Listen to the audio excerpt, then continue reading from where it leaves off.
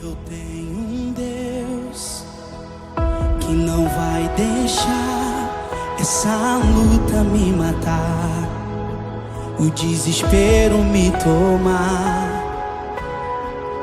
Por mais pressão que esteja a situação, o controle ainda está. Amém, irmão. Você pode se assentar um minuto. Então, João, capítulo 20, do versículo 11 em diante, nós vamos ler, diz assim: E Maria estava fora junto ao sepulcro. Estando ela, pois, chorando, abaixou-se para o sepulcro. E viu 2 anjos vestidos de branco, assentados onde jazera o corpo de Jesus, um à cabeceira e outro aos pés. E disseram-lhe eles: Mulher, por que choras? Ela lhes disse: Porque levaram o meu Senhor e não sei onde o puseram. E tendo dito isto, voltou-se para trás e viu Jesus em pé, mas não sabia que era Jesus. E disse-lhe Jesus: Mulher, por que choras? Quem busca? Ela, cuidando que era o jardineiro, disse-lhe: Senhor, se tu levaste, dize-me onde puseste e eu o levarei. E disse-lhe Jesus: Maria. E ela, voltando-se, disse-lhe: Rabone, que quer dizer mestre. Amém? Essa palavra aqui, então, irmãos, está falando de um momento, né, em que Jesus havia já morrido, ele havia ressuscitado, e Maria Madalena, ela chega então ao sepulcro, e ela vê o sepulcro vazio.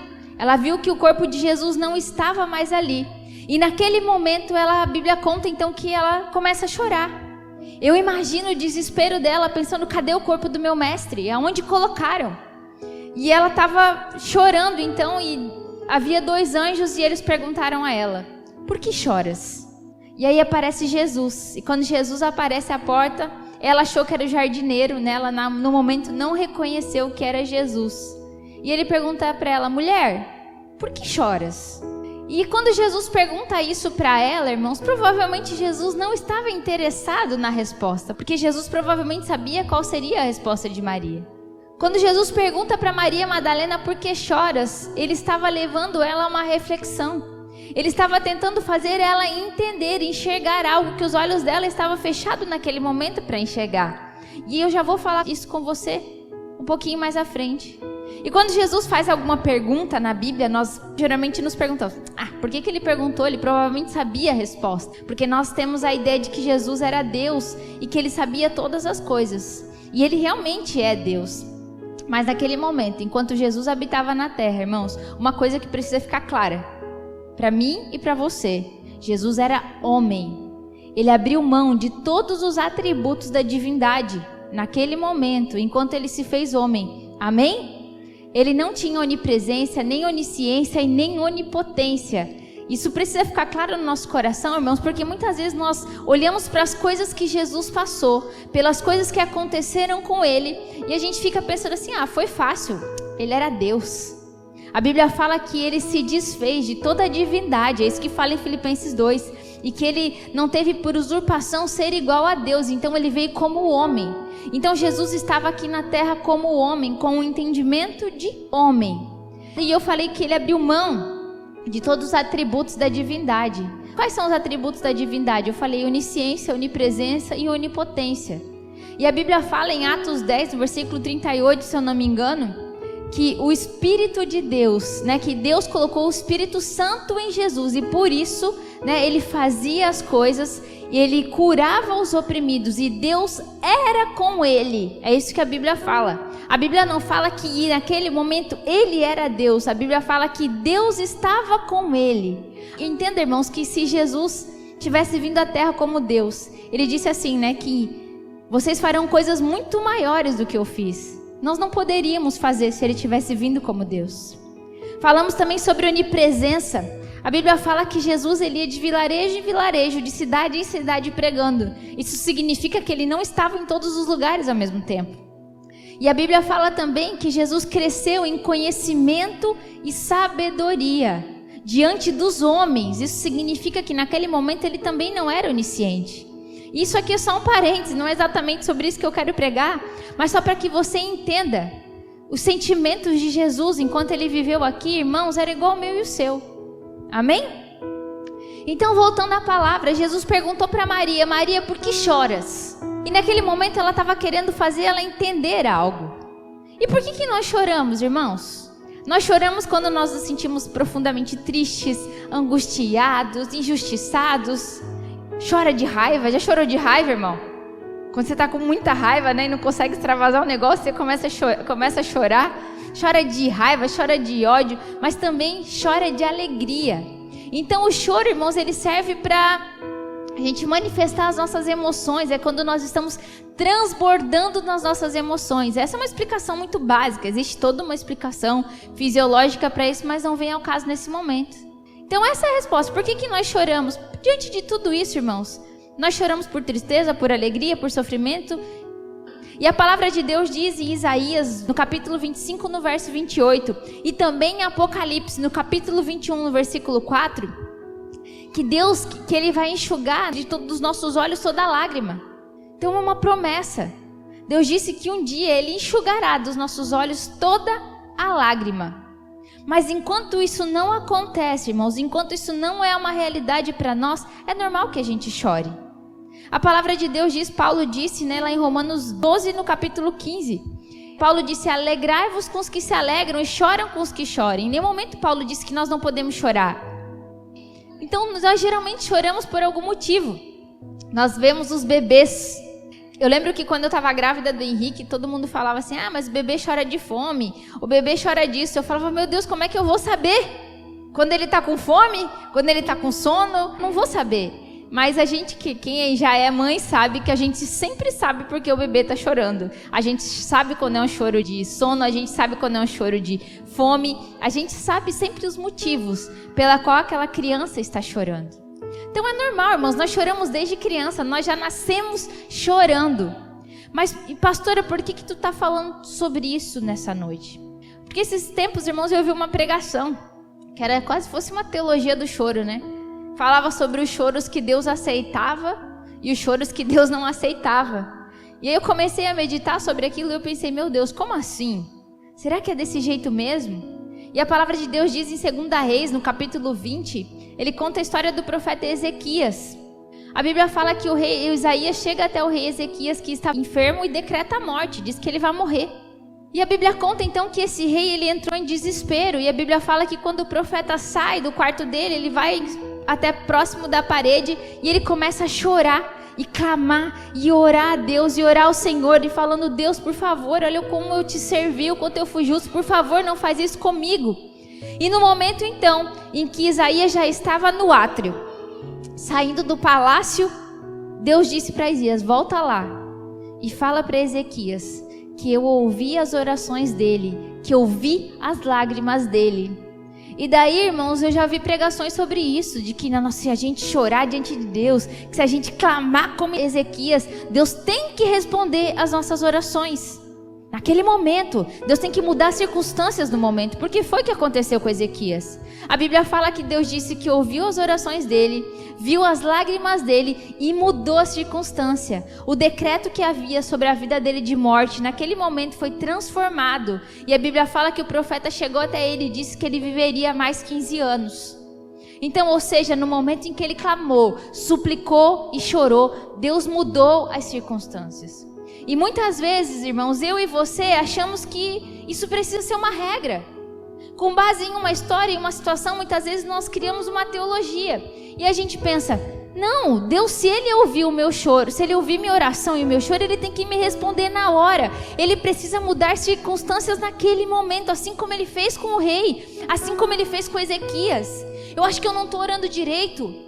O que tinha de diferente na oração de Ezequias que não tem na minha? Porque Deus mudou as circunstâncias dele, mas a minha permanece do mesmo jeito. E muitas vezes, irmãos, nós achamos que porque as circunstâncias não estão sendo transformadas no momento do nosso choro, no momento em que nós clamamos, nós pensamos que é porque Deus não está nos ouvindo. Deus escolhe quem Ele ouve. É o que muitas vezes nós pensamos. Deus não deve estar ouvindo meu choro. Deus não está vendo o que eu estou passando. Não é possível, porque não está acontecendo nada. Eu não estou vendo nada acontecer. Mas deixa eu te falar algo, irmãos. Nem sempre o teu choro, o teu clamor vai fazer com que Deus mude as circunstâncias exteriores, aquilo que você está vendo. provavelmente, com toda certeza, eu posso te dizer que o teu clamor, o teu choro, a tua súplica está sim movendo alguma coisa, está produzindo alguma transformação. Mas possivelmente, se você não consegue ver uma transformação das circunstâncias, provavelmente a mudança está acontecendo dentro de você. Deus está mudando algo dentro de você, gerando algo dentro de você que precisa ser mudado, que precisa ser transformado. Ou Deus está mudando coisas que você não está conseguindo ver. Enquanto nós muitas vezes, irmãos, estamos focados, olhando para um problema pontual, cegos em meio às nossas lágrimas, em meio à nossa dor, em meio àquele problema que está acontecendo. Deus está fazendo uma obra grandiosa e maravilhosa ao nosso redor. Deus está produzindo transformações na nossa família, na nossa casa, aonde a gente está, onde a gente convive, mas a gente não consegue ver. Porque sabe o que a gente tem às vezes, irmãos? É um espírito de cavalo de carroça. Como assim? Já viu o cavalo de carroça, irmãos? Ele tem aquele negócio, é um tapa-olho, né? Que vai aqui do ladinho, para ele não enxergar para o lado. E aí ele só olha o que está na frente dele. E muitas vezes, irmãos, é assim que eu e você estamos espiritualmente. A gente está igual cavalo de carroça. A gente só consegue olhar o que está na minha frente, o que está na minha cara. Porque era isso que estava acontecendo com Maria. Maria Madalena, ela só estava conseguindo ver o que estava na cara dela. E quando Jesus pergunta por que choras, ele estava querendo naquele momento tirar aquele tapa-olho para que ela enxergasse o que ele estava fazendo, o que estava acontecendo. E assim, irmãos, é comigo e assim é com você. Tem dias que você chora, tem dia que você sofre, que você clama, que você pede a Deus algumas coisas, mas a verdade é que talvez você não está vendo, porque os seus olhos físicos estão focados somente no problema, mas Deus está gerando grandes coisas ao seu redor que você não está conseguindo enxergar, que você não está conseguindo ver, mas você precisa crer. Você precisa ter fé e acreditar nesse momento que Ele está fazendo sim. Nem sempre Deus vai mudar as circunstâncias, irmãos. A maior prova disso é o próprio Cristo. E eu quero que você abra a palavra de Deus comigo em Hebreus, no capítulo 5, no verso 7 ao 10. O qual nos dias da sua carne, oferecendo com grande clamor e lágrimas, orações e súplicas, ao que o podia livrar da morte, foi ouvido quanto ao que temia. Ainda que era filho, aprendeu obediência por aquilo que padeceu. Aqui, irmãos, está falando de Jesus Cristo, amém? A Bíblia fala que Jesus, com lágrimas e súplicas, também pediu algo ao Pai. Quando, pastora? Lá no Getsemane. A Bíblia conta, irmãos, que Jesus, ele suplica ao Pai também. Diante de choro, a Bíblia fala que ele estava muito amargurado, muito triste, a ponto de suar gotas de sangue. E aí a Bíblia fala que Jesus estava profundamente triste, angustiado, e ele estava chorando. E enquanto ele chora, ele fala: Pai, se for possível, passa de mim esse cálice, aparta de mim. Ou seja, será que você não tem um plano B, Pai? Será que não dá para fazer de outro jeito? Eu tenho mesmo que morrer? Eu tenho mesmo que passar por tudo isso? E aí ele disse: contanto não seja feita a minha vontade, mas seja feita a tua. E sabe, irmãos, e foi exatamente por isso que eu falei no começo do culto sobre Jesus. Naquele momento nós entendemos que ele era homem.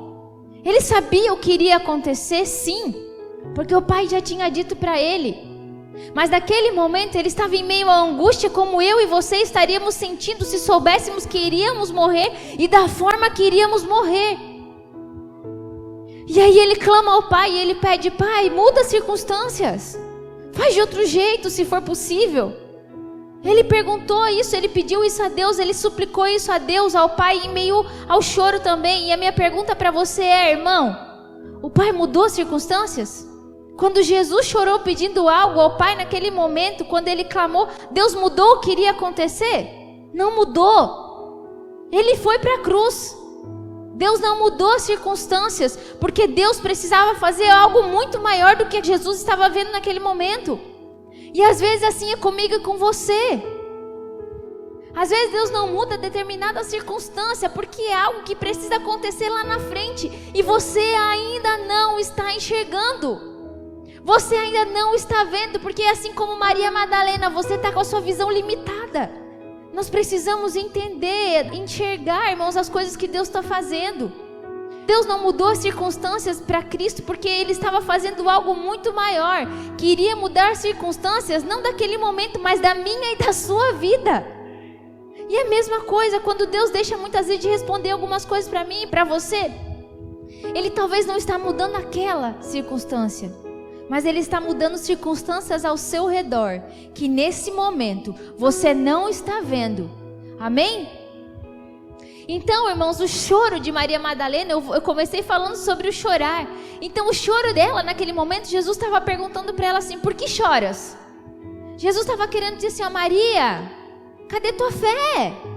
Jesus estava tentando fazer ela a ter uma reflexão, a entender o propósito do choro dela. E o propósito do choro de Maria Madalena naquele momento, meu irmão querido, era a incredulidade. Não, pastora, mas ela era discípula de Jesus, ela caminhava com Ele, como é que ela era incrédula? Jesus disse para todos os discípulos, irmãos, que Ele iria padecer, que Ele ia morrer, mas que Ele ia ressuscitar. Não disse? Ele disse. Só que eles não acreditaram. E por isso que eles se desesperaram. E na verdade Ele não só disse, Ele prometeu. Ele disse, eu vou destruir esse templo e vou reconstruir em 3 dias. Ele estava falando do corpo dele, ele era o templo. Ele disse, eu vou morrer, mas eu vou ressuscitar. Só que os discípulos não creram nisso verdadeiramente. E quando Jesus pergunta para Maria Madalena, Maria, por que você está chorando? Ele estava querendo dizer assim, Maria, eu não falei, Maria, que eu ia morrer, que eu ia ressuscitar, mulher, por que tu está chorando, meu Deus? Tu não acreditou no que eu disse? E tem choro, irmãos, meu e seu, que é de incredulidade. Porque Deus prometeu. Porque Deus disse que ia fazer. Mas aí eu e você não estamos conseguindo enxergar. Nós não estamos conseguindo ver. E aí a gente chora. A gente se desespera. Porque a gente não consegue ver o que Deus já está vendo lá na frente. Deus, irmãos, quer abrir os nossos olhos para enxergar da forma que Ele enxerga. Isso é fé. Fé é enxergar da forma com que Deus enxerga. O meu problema e o seu é que nós somos limitados ao tempo e às situações. A gente só consegue viver uma coisa de cada vez, em um determinado momento. Nós não conseguimos enxergar o que está lá na frente, o que virá. E aí a gente está sofrendo por o agora, por aquilo que Deus está fazendo neste momento. Mas a verdade é que Deus já está lá no presente também. E Ele já fez, e Ele já venceu. E se Ele disse, vai acontecer. Só cabe a mim e a você acreditar. Parar de ter uma visão limitada e achar que Deus não está vendo o seu choro, que Deus não está vendo as suas súplicas. Sempre que eu começo a orar e pedir direção, irmãos, aquilo que eu preciso pregar, eu sempre acabo falando de fé. E aí eu fiquei pensando, não, Deus, não queria falar sobre fé de novo, não dá para eu falar de outra coisa? Mas essa palavra foi a que veio ao meu coração, irmãos, provavelmente porque há pessoas que precisam ouvir, que há pessoas que precisam ter sua fé fortalecida. O problema, irmãos, que muitas vezes nós temos nos nivelado a ímpios. Os ímpios não creem na palavra, os ímpios não têm fé nenhuma em nada. E muitas vezes nós estamos nos nivelando a eles, viemos na igreja todo domingo, mas nós reclamamos da vida como um ímpio reclama, nós murmuramos contra Deus como um ímpio murmura, e nós deixamos de acreditar nas coisas que Deus vai fazer como um ímpio não acredita. Então esse é o momento de nós olharmos para o nosso coração e perguntar se há fé aqui dentro, se há uma fé de verdade ou se há uma fé de mentira. Maria Madalena andava com Jesus, ela ouviu as coisas que Ele ensinava e ainda assim ela teve momentos de incredulidade. E comigo e com você não vai ser diferente. Só que nós precisamos ter coragem e pedir para Deus ser sincero e falar, Senhor, aumenta a minha fé. Então eu falei para você que uma vez eu vi uma pregação que falava sobre os choros que Deus aceitava, sobre os choros que Deus rejeitava. Deus não aceita ou rejeita choro, irmão. Deus rejeita a incredulidade. Porque a Bíblia fala que sem fé é impossível agradar a Deus. E é por isso, irmãos, que eu falo tanto de fé. Porque se há algo que agrada o coração de Deus é fé. Se há algo que eu e você precisamos na nossa vida cristã é de fé, é acreditar. Eu lembro que eu fui levar o Henrique esses dias numa avaliação com a psicóloga e ela perguntou assim, quais são os pontos fortes da família de vocês? Eu falei assim, a gente tem muita fé. Ela ficou olhando para mim e falou, a gente acredita. Mesmo em meio a esse diagnóstico, mesmo em meio ao problema, eu continuo acreditando no que Deus está fazendo. E é isso que me mantém firme.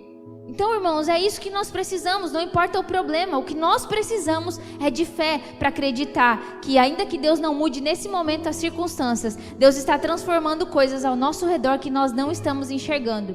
2 Coríntios 4, no versículo 18, diz assim: não atentando nós nas coisas que se veem, mas nas que não se veem, porque as que se veem são temporais e as que não se veem são eternas. Algumas traduções que dizem assim: fixamos os olhos naquilo que não se vê. E aí fala pra mim, irmão, como é que a gente fixa o olho naquilo que não se vê? Pela fé. A palavra de Deus diz que você precisa fixar os olhos naquilo que não se vê. E deixa eu te falar, não são os seus olhos físicos. Seus olhos físicos nunca vão compreender a fé. Pelo contrário, os teus olhos físicos sempre vão te levar à incredulidade. O que você precisa abrir nessa noite são os teus olhos espirituais, para enxergar aquilo que não se vê. Porque o que se vê, o que os nossos olhos físicos estão vendo, são passageiros. Então, sabe esse problema que você está passando aí, que você está vivendo? Passageiro. Sabe as coisas que você tem buscado conquistar na força do seu braço? Passageiro. Sabe as riquezas que você tem buscado? Passageiro. Mas aquilo que os teus olhos físicos não podem ver, aquilo que somente os teus olhos espirituais podem contemplar, estas coisas sim são eternas. E essa, querido, ninguém vai tirar de você. Ainda que a sua vida aqui acabe, são as coisas que você vai carregar depois dessa vida até a eternidade com Cristo. Amém? Só que, irmãos, sempre que eu tenho a tendência de ser muito racional, de querer entender as coisas com os meus olhos, com o meu conhecimento, com a minha percepção das coisas, sempre que eu tentar encontrar explicações humanas para aquilo que está acontecendo na minha vida, a incredulidade vai encher meu coração.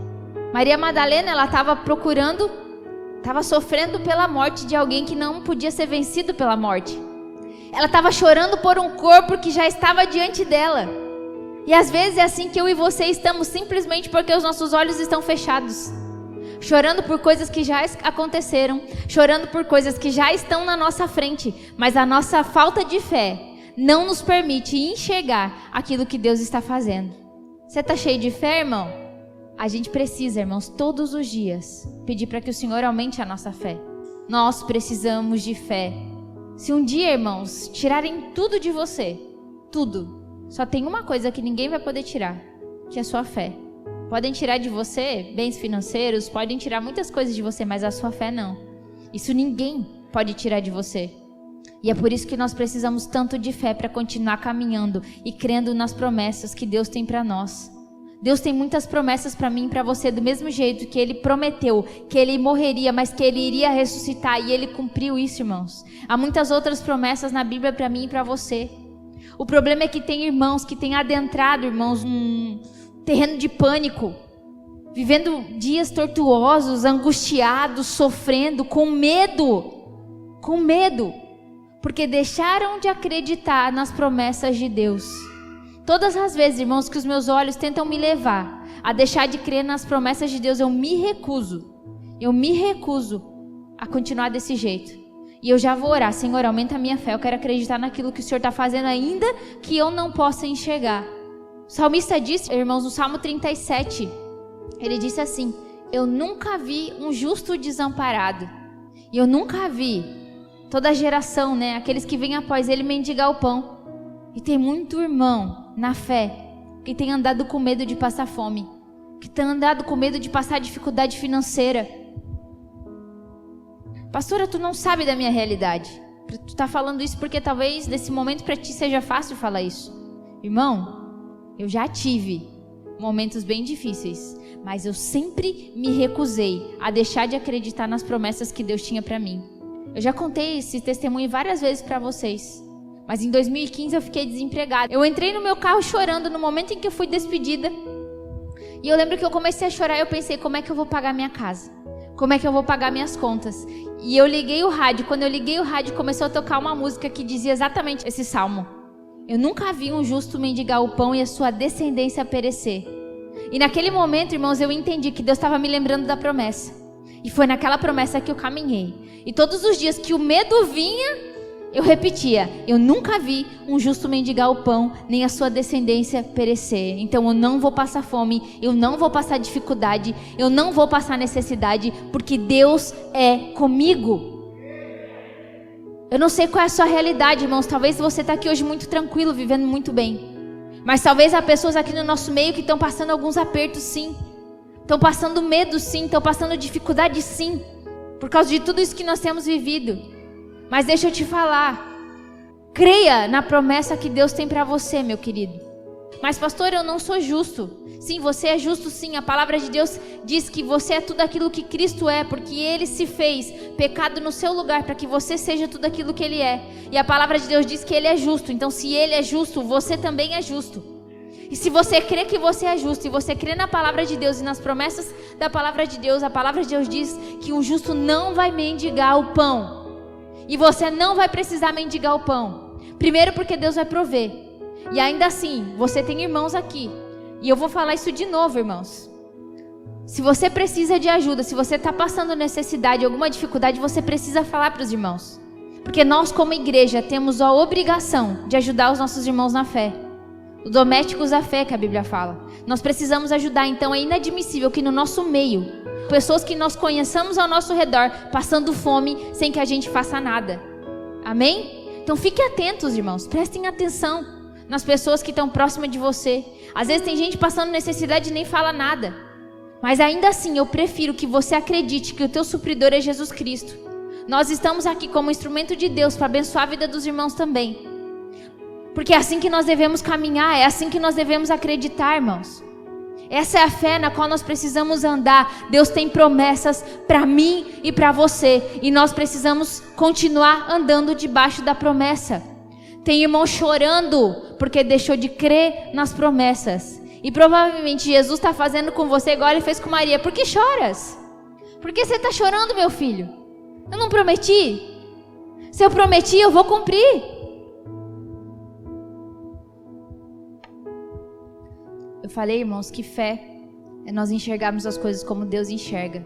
Então nós precisamos mudar as nossas perspectivas segundo a palavra de Deus. Porque nós ainda não temos condição de enxergar como Deus enxerga. E foi por isso que Ele nos deixou sua palavra. Para que nós acreditemos na palavra dEle. E nós precisamos começar a enxergar as coisas como está escrito na palavra. Mudar a nossa perspectiva conforme a palavra. E eu queria que você abrisse a última passagem comigo, Apocalipse, capítulo 5, do 1 ao 10, diz assim: E vi na destra do que estava sentado sobre o trono um livro, escrito por dentro e por fora, selado com 7 selos. E vi um anjo forte bradando com grande voz: Quem é digno de abrir o livro e de desatar os seus selos? E ninguém do céu e nem da terra e nem debaixo da terra podia abrir o livro e nem olhar para ele.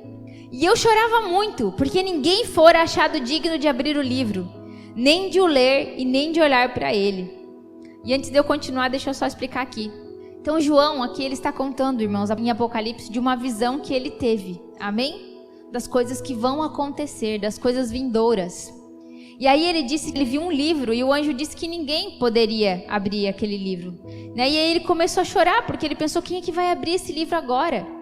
E disse-me um dos anciãos: Não chores, eis aqui o leão da tribo de Judá, a raiz de Davi, que venceu para abrir o livro e desatar os seus 7 selos.